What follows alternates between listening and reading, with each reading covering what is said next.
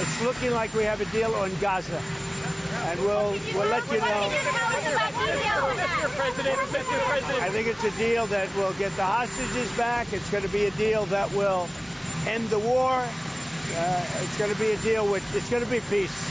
I think we have a deal. That'll be number 8, Peter, not bad. President Donald Trump is hosting Israeli Prime Minister Benjamin Netanyahu at the White House as negotiations over his plan to end the war in Gaza are at their final stages. Mr. President, will you discuss tariffs on Israel? Trump himself projected optimism and hinted at greatness in the Middle East. He indicated that all are on board for something special. This is the most significant effort to date to end the war. But Netanyahu did not say he has accepted the plan. In fact, in an interview to Fox News, he said it's not been finalized yet.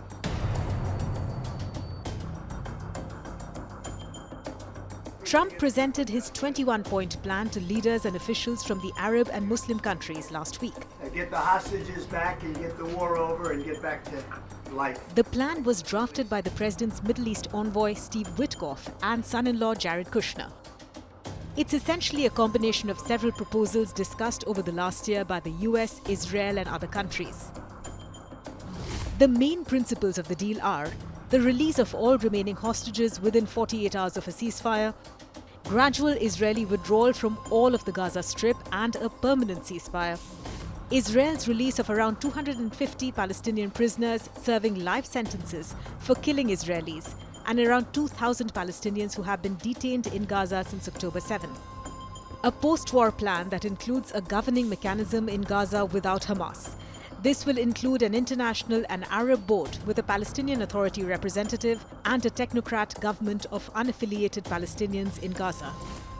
A security force that would include Palestinians but also soldiers from Arab and Muslim countries. Funding from Arab and Muslim countries for the new administration in Gaza and for reconstruction and development of the enclave. A process of disarming Hamas and demilitarizing Gaza, which includes destroying all remaining heavy weapons and tunnels. Amnesty for Hamas members who disavow violence and want to stay in Gaza, and safe passage out of the enclave for Hamas members who don't commit to non-violence. No annexation of the West Bank by Israel and no annexation or occupation of parts of Gaza. An Israeli commitment to not attack Qatar again in the future. A future credible path for Palestinian statehood after the Palestinian Authority undergoes significant reforms. So we have a great Washington. Trump also said his plan aims at more than just ending the war in Gaza. He said the goal is to resume a wider push for peace in the region.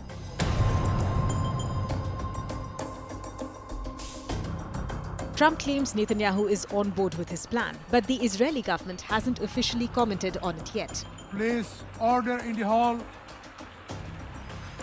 Please, order in the hall. During his defiant address to the United Nations General Assembly last week, which was met with walkouts, Netanyahu said Israel must finish the job in Gaza. We're not done yet. The final elements, the final remnants of Hamas are holed up in Gaza City. They vow to repeat the atrocities of October 7th again and again and again, no matter how diminished their forces. That is why Israel must finish the job. That is why we want to do so as fast as possible.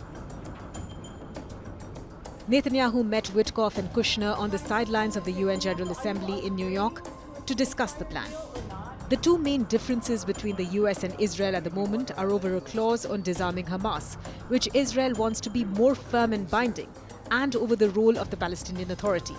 Netanyahu has been adamantly opposed to any role for the Palestinian Authority in Gaza. We've heard these promises for decades. They always promise. They never deliver. Because you see, the Palestinian Authority is corrupt to the core. Netanyahu's far-right political allies Itamar Ben-Gvir and Bezalel Smotrich have consistently threatened to topple the government if the war should end. And they are expected to adamantly object to any plan that includes the West Bank-based Palestinian Authority.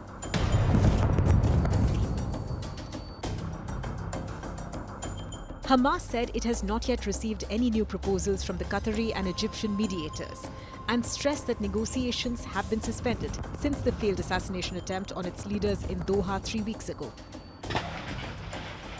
US officials said Qatar and other Arab Muslim countries have been in touch with Hamas in recent days to brief the group's leaders on the talks.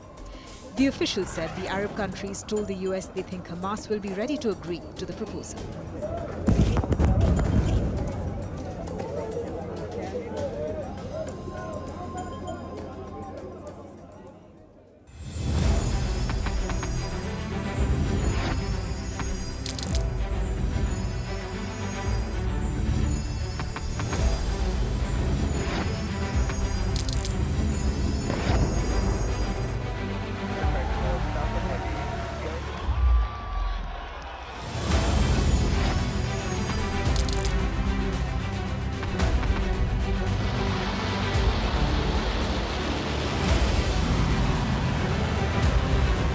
Been fighting so long and so hard that they don't know what the they're doing.